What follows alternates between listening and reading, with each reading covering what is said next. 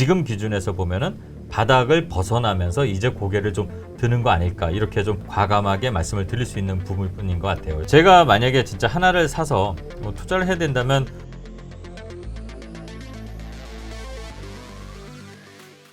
올해 시장에 2차전지 쪽으로 유난히 수급이 많이 몰렸었다가 네. 이번에 그 수급이 여러 가지로 좀 분산이 되고 있어요. 그러면서 종목 순환매가 정말 빠르게 일어나고 있는 시장인 것 같은데요. 그러면서 바닥권에서 우리가 알게 모르게 단계적으로 좀 수익률들이 꽤 괜찮은 종목들이 좀 많이 나오고 있는데, 전문가님께서도 이런 관점에서 좀 단계적으로 특별히 좀 주목하고 계신 섹터가 있으시다면요.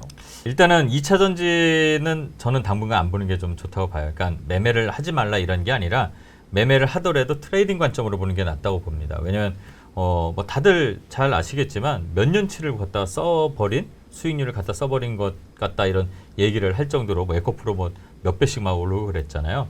근데 일단 2차 전지에서 쏠림이 났던 게 수급이 일단 퍼진 거는 좋은 것 같아요. 근데 그 수급이 퍼진 게 외국인 수급이 빠져나간 게 좀 안 좋은 것 같아요. 왜냐하면 일례로 들면 삼성전자가 막 12만 원 간다 막 이럴 때 개인들이 막 9만 원대 달려 들어갔고 그때부터 물렸잖아요. 그 차익 실현 매물은 나오고, 지금도 어떻게 보면은 뭐 에코프로에 뭐 70만 명, 뭐 70 그런 그 수급이 들어가 있대요.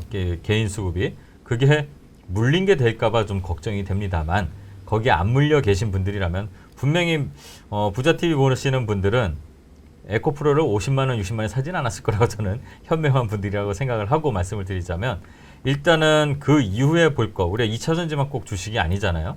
그럼 지금 반도체가 다시 올라가고 있고, 반도체에서도 소부장 기업들 꽤 많습니다. 또 우리가 일본하고 관계가 안 좋을 때 그 일본한테 의존하던 것들이 우리가 어쨌든 극복을 해서 일본의 그 점유율도 다 이겨버리고 뭐 7, 80% 전 세계 점유율을 또 차지한 그런 업종들도 있어요. 예를 뭐 들자면 저스템이라는 회사가 뭐 최근에 이제 그것도 제가 한 7, 80% 수익률을 이제 제공해 드렸던 건데, 그런 회사들이 되게 많단 말이죠. 그래서 소부장 기업들을 좀 잘 봐야 될 것 같고, 반도체는 솔직히 정확하게 말씀을 드리자면 지금 기준에서 보면은 바닥을 벗어나면서 이제 고개를 좀 드는 거 아닐까, 이렇게 좀 약간은 과감하게 말씀을 드릴 수 있는 부분인 것 같아요. 그래서 반도체를 좀 잘 봐야 되는데, 그 중에서도 뭐 후공정 기업들, 뭐 테크윈이라든가 뭐 원익 IPS라든가 이런 종목들이 바닥을 기던 애들이 많아요. 그리고 또 특히 삼성전자에서 지분을 투자한 반도체 회사들이 많습니다. 그래서 뭐 에로티 베큐이라든가 뭐 에이테크 솔루션인가요?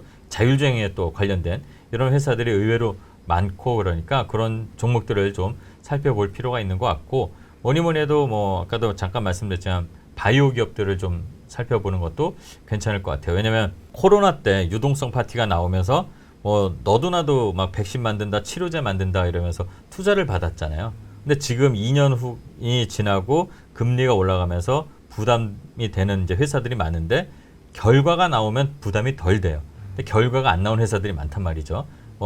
벌써 거래 정지 나온 애들도 있고 좀 그런 것 같은데, 그런 것들을 다 차치하고 꿋꿋이 연구 개발을 잘 해서 어느 정도 성과를 내는 기업들이 나오고 있습니다. 그런 기업들은 좀 볼만하고, 또 특히 임상 단계가 점점 뭐 몇 년이 지났으니까 2상, 3상 가는 회사들이 있잖아요.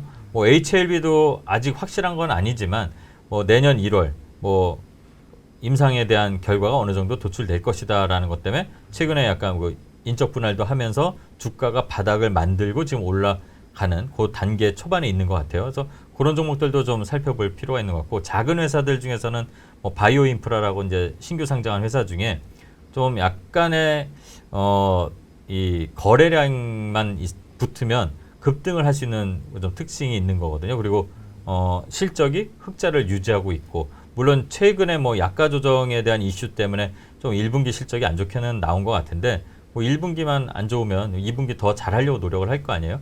근데 올해 예상 매출은 좀 작년보다는 성장하는 걸로 잡히고 있고, 영업이익도 흑자는 유지할 것 같으니까 그런 종목들도 한번 관심 있게, 바닥이 대신 어딘지 확인하면서 들어가는 것도 좋을 것 같고요.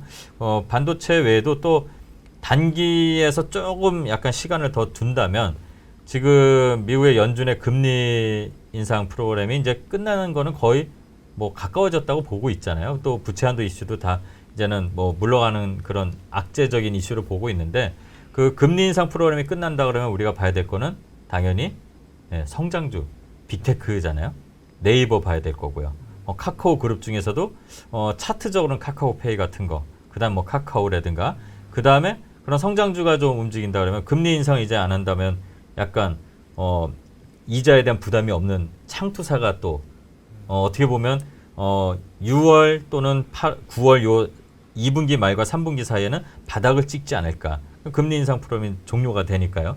그래서 그런 창투사, 뭐 창투사는 많잖아요. 뭐 대성 창투 있고 DSC 인베스트먼트 있고 뭐 아주 뭐 이렇게 여러 회사들이 있는데 창투사도 분명히 한 번은 바닥을 치고 올라올 때 정부 정책하고도 연결될 거라고 예상을 이렇게 해볼 수도 있다라는 거. 그래서 여러분들도 이런 식으로 가능성 있는 것들을 계속 약간 좀 뭐 노트에다 메모를 해놓으면서 우리 시장 흐름 그리고 전반적인 실생활 경제 그다음에 거시경제 측면에서 좀 뉴스 플로에 있는 것만 보면서라도 어느 정도 좀 가늠할 수 있는 게 있지 않을까. 그럼 그런 측면에서는 약간 뒤로 봐도 이런 창투사까지도 볼 수 있지 않을까 이렇게 봅니다. 사실 또 성장주 하게 되면 대표적으로 게임주도 생각이 나는데 게임주는 어떻게 보세요? 게임주도 이미 어느 정도 바닥은 다져 나가고 있다고 봐요. 그래서 게임주 중에서도 좀 잘 봐야 될 게 뭐 당연히 아까 기본적인 말씀을 드렸지만 흑자가 나는 기업 그리고 돈을 많이 쌓아놓은 기업 아마 바로 생각나는 게 펄어비스 유보율 엄청 좋더라고요. 펄어비스 그다음에 뭐 W게임즈 그다음에 M게임 이런 지금 당장 세 회사들 그리고 특히 중국하고도 연결이 좀 될 거예요. 얼마 전에 뭐 화장품 회사들 정부에서 지원한다는 이런 얘기도 나왔지만 이 판호발급 관련해서도 뭐 정부에서 뭐 지원한다는 얘기가 좀 확실하진 않은데 돌 수도 있는 것 같다고 얘기가 돌더라고요. 그래서 그런 게임 관련 콘텐츠 관련 회사들 근데 그게 돼버리면 아까 화장품하고 게임까지 해서 중국하고 좀 관계가 좀 좋은 쪽으로 가잖아요. 그러면은 게임 말고도 우리 그 엔터주에서도 컨텐츠 쪽을 좀 봐야 되지 않을까. 그 코로나로 한 3년, 4년 그리고 한한령 때문에 6년, 7년 우리나라 그 컨텐츠들이 수출을 못한 것들이 되게 많고 중국 애들도 상당히 지금 몰래 보지만 공식적인 루트를 통해서 이게 수출이 이루어지면은 그동안 못 갔던 우리 K 컨텐츠가 중국 쪽으로 많이 갈 수도 있겠죠. 물론 이미 K 컨텐츠는 중국이 아니어도 시장이 점점 확대되고 있거든요. 물론 BTS 효과도 있는데, 근데 이제 중국이라는 거는 좀 상징성이 있는 것 같아요. 그게 이제 풀리게 되면 거기까지도 확장을 해서 좀 보는 게 어떨까. 이미 엔터주는 올라가 있으니까 그 다음은 컨텐츠 말씀하신 그 게임까지도 다 맞물려서 움직일 수 있는 환경도 나오지 않을까 이렇게 예상하는 그런 범위 중에 하나이긴 합니다. 근데 작년에 그 네옴시티 쪽으로도 굉장히 네. 이슈가 컸었잖아요. 네. 근데 그런 종목들이 최근에는 다시 또 바닥권에서 올라오는 듯한 모습을 또 보여주고 있던데 이쪽에 대해서는 어떻게 좀 보고 계신가요?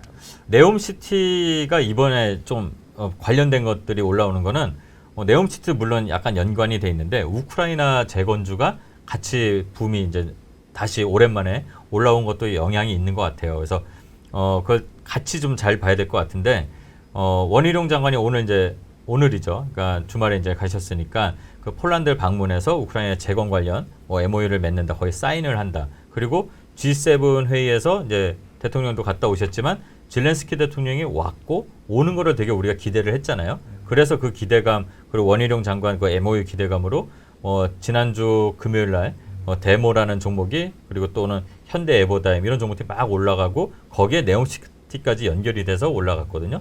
근데 이제 결과적으로 우크라이나가 먼저 좀 주목을 받으면서 또 질렌스키 대통령하고 윤 대통령하고 이제 좋게 얘기가 나왔죠. 그러면서 이제 오늘도 반응이 잘 나왔었는데 저는 네옴시티를 거기에 같이 연결을 좀 시켜서 봐야 된다고 봐요. 플러스 뭐 인프라겠죠. 뭐 재건이나 새로 짓는 거나 뭐 비슷하게 인프라인데 물론 이제 성질은 조금 달라요.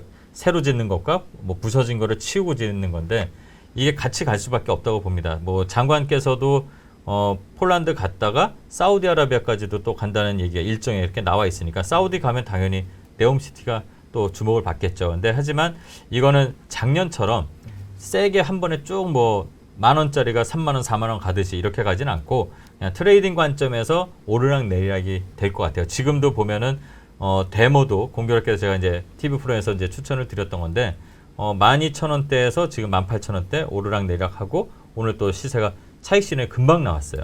그러니까 이거는 어차피 재건은 하게 될 거고 또 당연히 이 전쟁은 끝난다는 거잖아요.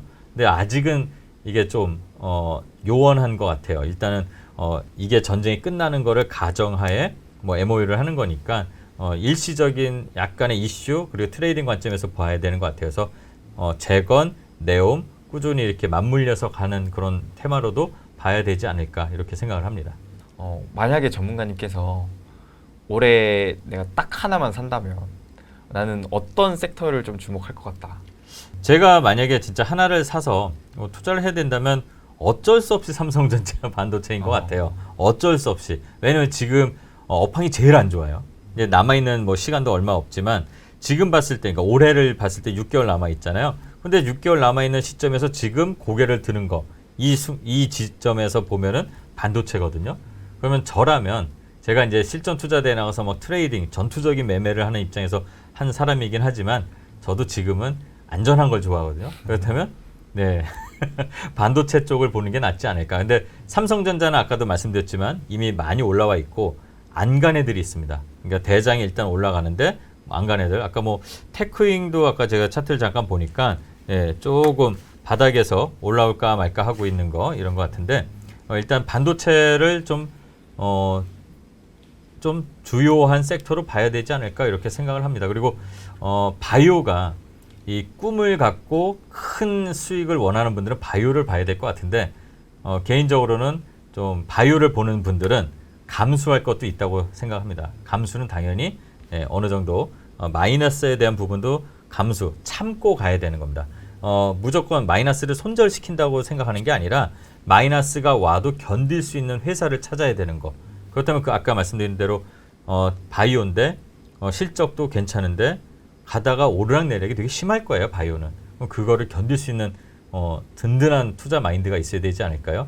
마이너스 30 견디고 나중에 뭐 100%를 기대하던 근데 그거는 확실한 건 아니니까 그 부분에 대해서는 본인이 스스로 판단해야 되지 않을까요?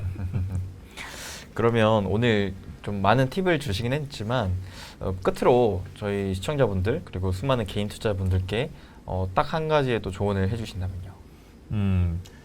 경험을 제일 중요시 합니다. 저는 항상 제가 많은 분들과 1년이면 한 3,000여 분의 상담도 하고 또는 제가 강연도 나가고 그러는데 제가 항상 드리는 말씀은 그거예요. 일단은 경험을 많이 쌓아야 되는데 우리는 대부분 이렇습니다. 이게 심리적인 게 제일 중요한 거를 잘 모르시는 것 같아요. 그리고 너무 단기적으로 생각을 합니다. 물론 저는 트레이딩하는 트레이더의 입장에서는 그런 말씀을 드려요. 단타를 쳐라, 장기 투자를 하라 이런 규정을 정하지는 않습니다. 하지만 하나는 정해드려요. 뭐냐면 나의 소중한 시간 이걸 땀을 흘려서 번 게 내 시드머니잖아요. 그럼 이게 돈이 아니라 내 시간이라고 생각을 합니다. 그러니까 시간을 버리지 마시라고. 그리고 천천히 반대로 또 생각을 하면 내가 지금 50이던 60이던 건강만 하면 우스갯소리로 그게 있잖아요. 워렌 버핏이 부자가 된 이유?